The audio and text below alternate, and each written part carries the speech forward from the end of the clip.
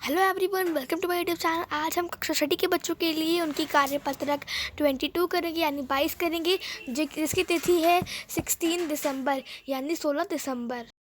तो देखिए यहाँ पर सबसे पहले आपसे अपना विद्यार्थी का नाम, कक्षा अध्यापक का नाम और तिथि लिखेंगे आप, कार्यपत्र का नंबर, कक्षा व भाग और विषय लिखेंगे। इस बार की आपकी जो वर्कशीट आई है उसका विषय है आपका विज्ञान। तो चलिए अपनी वर्कशीट को शुरू करते हैं।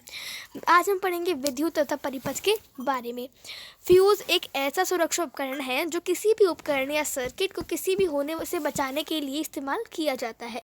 किसी भी उपकरण में ज़्यादा करंट आने पर या किसी भी प्रकार का फ्लैट होने पर फ्यूज़ उसकी सप्लाई को बंद कर देता है, जिससे कि उससे होने वाले हानि से बचा जा सकता है। नेक्स्ट देखिए यहाँ पर, एक फ्यूज़ बल्ब का मतलब है कि बल्ब के तंतु का खंडित होना। बल्ब का तंतु खंडित होने के कारण विद्युत सेल के गर्भमिलों के बीच विद्युत धारा का परिपथ टूट जाता है। तो इसीलिए फ्यूज़ बल्ब के तंतु से विद्युत धारा प्रवाह नहीं होने के कारण यह द्युतिमान नहीं होता। देखिए अब आपको कुछ अभ्यास करना, आपसे पूछा है, आपसे क्या बोला, आपसे बोला है कि पहचाने और उपरोक्त बल्बों में से कौन सा बल्ब फ्यूज है और क्यों है, आपसे ये पूछा गया है। तो इसको मतलब आपसे पूछा है कि कौन सा बल्ब फ्यूज है लेकिन क्यों है, ठीक है। तो आपसे ये पूछा है तो आप कह सकते हैं कि ये आप देखो, अब आप खुद देख के बता सकते हो ये वाला बल्ब है और ये वाला बल्ब है, ठीक है। अब जिसके बीच में ये तार होती है, ये देखो इसमें जुड़ी हुई और इसमें कटी हुई है, ठीक है।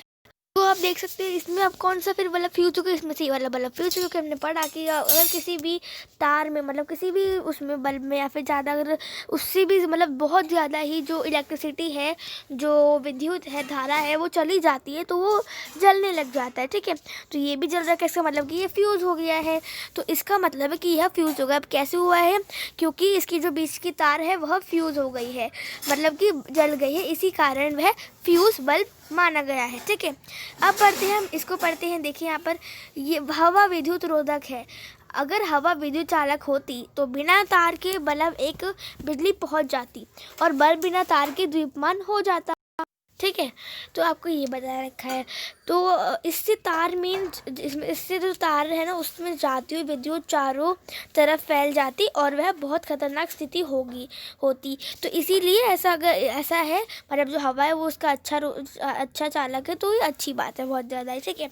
अब हम करते हैं मिलान। तो देखिए यहाँ पर, तो अब आपको यहाँ पे मिलान करनी है, आपको जितने भी वर्ड्स दिए गए हैं, ठीक है। तो देखिए यहाँ पर हम इसको एक बार पढ़ लेते हैं। पहले आपको बोला है स्विच, तो स्विच आपको यहाँ पे क्या है आपको वो देखना है। चलिए उसको देखते एक बार। तो अब यहाँ पे मैंने देखो आपके लिए मैच कर रखा है। देखो यहाँ पे है, देखिए जैसे यहाँ पे दिखा रखा है आपको। तो देखिए यहाँ पर कैसे करना है। तो देखिए फिलामेंट, देखो पहले हम बात करते हैं स्विच की। तो स्विच का क्या होगा, इसका स्विच जो है उसका क्या होगा, उसका होगा एक सरल युक्ति जो परिपथ को जोड़ या तोड़ सकती है।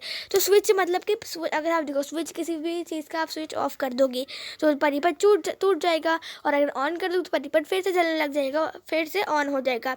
तो स्विच एक ऐसा साधन है जिससे हम किसी भी एक ऐसी सरल युक्ति है जिससे हम किसी परिपथ को तोड़ या जोड़ सकते हैं, ठीक है। उसके बाद बात करते हैं फिलामेंट की। फिलामेंट क्या होता है, तो विद्युत धारा के प्रवाह से दीप्यमान हो जाता है, तो उसको हम बोलते हैं फिलामेंट। उसके बाद विद्युत रोधक क्या होता है, हमने कुछ वर्कशीट में पढ़ा भी था विद्युत रोधक के बारे में। अपने अंदर विद्युत धारा को प्रवाहित नहीं होने देता, उसको हम बोलते हैं विद्युत रोधक। और बैटरी क्या होती है, बैटरी होता है सेल का समूह। बैटरी क्या होता है, सेल का समूह बैटरी होता है, ठीक है। इसमें मैंने आपको बता रखा है। और आपको यहाँ पे दिखा रखा है नीचे, देखिए विद्युत चालक, आपको दिखा रखा है विद्युत चालक। तो विद्युत चालक क्या होता है, तो विद्युत चालक होता है आपका अपने अंदर से विद्युत धारा को प्रवाहित होने देता है, ठीक है। और सेल क्या होता है, सेल एक वह उपकरण है जो रासायनिक ऊर्जा को विद्युत में बदलता है, तो उसको हम बोलते हैं सेल, ओके।